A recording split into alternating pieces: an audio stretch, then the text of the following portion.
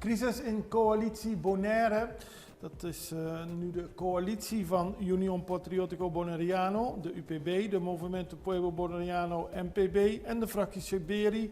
Al na 3 maanden nadat ze de laatste coalitie van Bonaire hebben gevormd, dat ze alweer op springen staan. Volgens meerdere bronnen binnen de coalitie zijn de spanningen inmiddels zo hoog opgelopen dat er van een werkbare samenwerking nog nauwelijks sprake is.